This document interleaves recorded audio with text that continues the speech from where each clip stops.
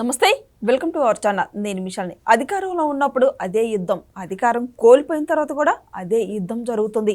అయితే వైసీపీ వాళ్ళ తీరు, వైసీపీ నేతల వాళ్ళ తీరు ఏ విధంగా మారలేదు. అయితే ముఖ్యంగా గతంలో మనం చూసుకున్నాం, అంబటి రాంబాబు కావచ్చు, పేర్ని నాని కావచ్చు, పోలీసుల మీద ఏ విధంగా వాగ్వాదానికి దిగుతున్నారో గతంలో చూస్తూనే ఉన్నాం. సేమ్ రిపీటు ఇప్పుడు పేర్ని కిట్టు కూడా మచిలీపట్నంలో పోలీసుల మీద వాగ్వాదానికి దిగారు. అసలు ఎందుకు ఈ విధంగా చేస్తున్నారు? దీని మీద పూర్తిగా విశ్లేషించడానికి మనతో స్టూడియోలో ఉన్నారు సీనియర్ జర్నలిస్ట్ దుర్గకుమార్ గారు ఉన్నారు. వారిని విషయం తెలుసుకునే ప్రయత్నం చేద్దాం. నమస్కారం సార్. నమస్తే మషాల్ని, మన పాప్కార్న్ వీక్షకులు. సార్, మనం చూసుకుంటే గతంలో పేర్ని నాని కావచ్చు, అంబటి రాంబాబు కావచ్చు, పోలీసుల మీద ఏ విధంగా వాగ్వాదానికి దిగిందో అందరికీ తెలిసిందే. మరి సేమ్ రిపీట్ చేస్తూ ఈరోజు పేర్ని కిట్ అయితే కృష్ణా జిల్లా మచిలీపట్నంలో కూడా పోలీసుల మీద వాగ్వాదానికి దిగారు. అసలు ఏం జరిగింది అక్కడ మచిలీపట్నంలో? ఏం చెప్తారు సార్? మచిలీపట్నంలో ఏం జరిగింది, గుంటూరులో ఏం జరిగింది, లేకపోతే ఇంకొకసాట ఏం జరిగింది కాదు.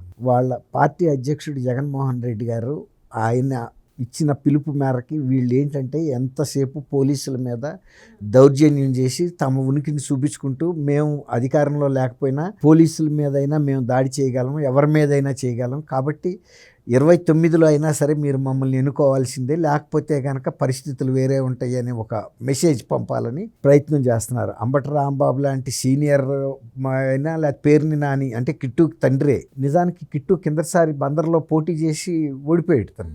అయితే తనేంటంటే ఒక నాయకుడిగా అక్కడ నిలబడాలనే ఉద్దేశం మీద కొబ్బరి తోట అనే ప్రాంతంలో అక్రమంగా ఇళ్ళు కడుతుంటే మున్సిపల్ అధికారులు వచ్చి వాళ్ళకి నోటీసులు ఇచ్చారు, దాన్ని పడగొడుతున్నారు. ఇప్పుడు మరి అది ఆపి ఈయన ఒక గాడ్ ఫాదర్ లాగా ఆ ప్రాంతంలో నేను ఆపుతున్నాను అని. ఇప్పుడు అక్రమంగా కడుతున్నప్పుడు మరి ఇళ్ళని కూలగొట్టకపోతే అక్కడున్న మున్సిపాలిటీ ఏం చేస్తున్నట్టు? చాలాసార్లు ఇలాంటి దాని మూలనే కదా అగ్ని ప్రమాదాలు జరగటం, లేకపోతే రకరకాల సమస్యలు రావటం.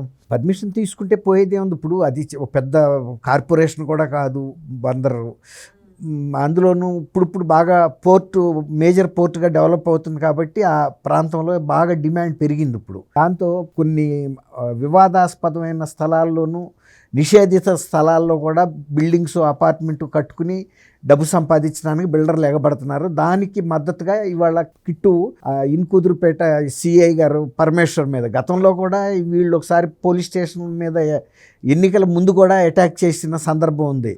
అంటే వీళ్ళ కార్యకర్తలని కొన్ని అక్రమాలు చేయటానికి పర్మిషన్ ఇవ్వలేదని. అట్లా అంతకుముందు కూడా చూశారు. తర్వాత మీకు గుర్తుందో లేదో, అప్పుడు మందుగుండు సామాను కాలుస్తుంటే ఒక గర్భిణీ స్త్రీ, నేను గర్భిణి బాబు ఇక్కడ కాల్చొద్దని చెప్తే ఆ ఇంటిని మీద దాడి చేసే అతను బ్యాంక్ వాల్యూయర్ ఒక ఆయన, ఆ చారీ అని అతను సురేష్, ఆ ఇంటి మీద దాడి చేసి చాలా భయకంపితులు చేశారు, కారు కూడా పగలగొట్టారు. కాబట్టి వాళ్ళు ఏంటంటే మేము అధికారంలో లేవని మీరు అనుకోవద్దు, మేము పోలీసులనైనా కూడా ఎదుర్కొంటాము, వాళ్ళ మీద వాగ్వివాదానికి దిగటమే కాదు దూసుకెళ్తున్నాడు. మీరు అన్నట్టు దూసుకెళ్తే ఏముంటుంది? ఇప్పుడు ఈయనకన్నా కూడా ఆయన బలంగానే ఉన్నాడు పోలీస్ అధికారి. ఏదైనా ఇతను ఒకసారి చేజారితే అతను 10 సార్లు, ఒక దెబ్బ కొడితే 10 దెబ్బలు పడతాయి, అంతే కదా. ఎవరు కూడా ఇదివరకట్లాంటి గవర్నమెంట్ కాదు కదా, మీరు కొట్టినా పడి ఉండాలి, తిట్టినా పడి ఉండాలి, కేసులు పెట్టకూడదని పోలీసులకి పూర్తి అధికారాలు ఇచ్చారు. మీరు ఎవరన్నా ఇలాంటి అక్రమమైనటువంటి వ్యక్తులు, దౌర్జన్యకరమైన వ్యక్తులు ఎప్పుడైనా సరే శాంతి భద్రతలకు విఘాతం కల్పిస్తే మీరు గట్టిగా యాక్షన్ తీసుకోండి, పోలీస్ కేసులు కూడా పెట్టమని చెబుతున్నారు. గతంలో పోలీస్ కేసు పెట్టడానికి వీల్లేదు, వాళ్ళు యూనిఫారాలు తీసి గోడకు తగిలిచ్చి మర్చిపోయారు మేము పోలీసులు అని. ఇప్పుడు వాళ్ళకి ఆ ధైర్యం వచ్చింది.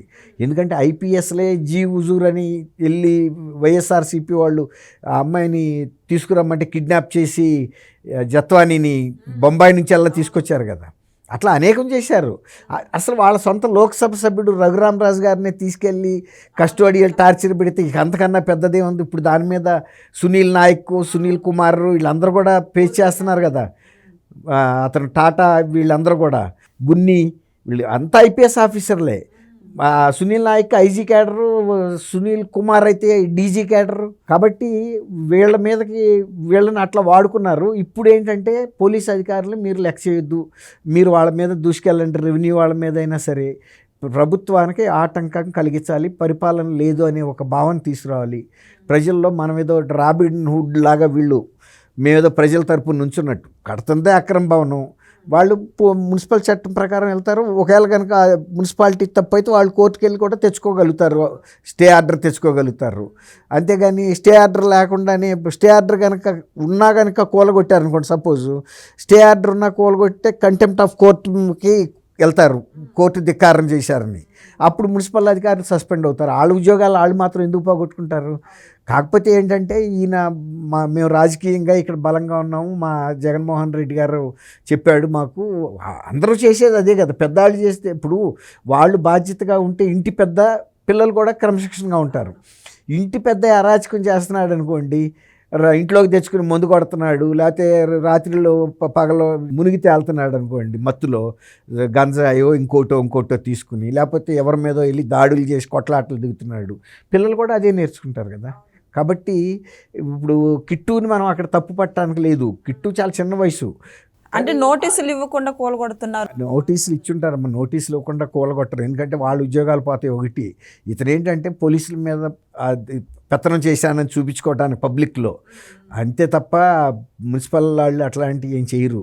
రెండోది, అక్రమ భవనం కాకపోతే కనుక కూలగొడితే వాళ్ళని కట్టమంటారు తిరిగి, మీరు అవన్నీ పునర్నిర్మాణం చేసేమని చెబుతారు కోర్టు. అప్పుడు వాళ్ళ సొంత జేబుల్లోంచి తీసి కట్టాలి కదా. కాబట్టి అటువంటి ప్రయత్నం వాళ్ళు చేయరు, ఎవరు కూడా చేయరు అంత రిస్క్. కాకపోతే వీళ్ళు ఏంటంటే తండ్రి తర్వాత పార్టీలో నాయకులు పెద్దలు చేస్తే చిన్నాళ్ళు కూడా అదే చేస్తారు.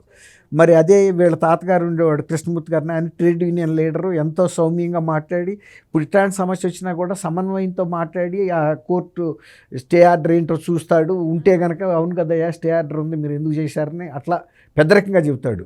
మరి మీరు వాళ్ళు అక్రమంగా ఇచ్చారు కదా నోటీసులు అన్నీ అటు చూపించారనుకోండి, మరి మీరు నోటీసులు ఇచ్చారు కదా, ఎప్పుడన్నా మీరు కోర్టుకు వెళ్ళి స్టే తెచ్చుకోవాలి కదా, పోనీ రండి రేపు నా ఆఫీస్కి, పోనీ నేనే స్టేకి అప్లై చేస్తాను కూడా ఆయన ఇనిషియేషన్ తీసుకుంటాడు. ఆ విధంగా ఒక సామరస్యంగా పరిష్కారాన్ని చేస్తాడు. కానీ రాజకీయ ప్రయోజనాల కోసం ఇలా దౌర్జన్యాలు దాష్టికాలు చేసే పరిస్థితి ఉండదు. కాకపోతే వీళ్ళు యువతరం కూడా కొంచెం గమనంలో పెట్టుకోవాలి. ఇప్పుడు మొన్న అట్లాంటి ఆ ఇంటి మీద దాడి చేసి కార్లు ధ్వంసం చేసాడు, పోలీస్ స్టేషన్ల మీద దాడి చేశారు, గెలిచారా? గెలవలేదు కదా.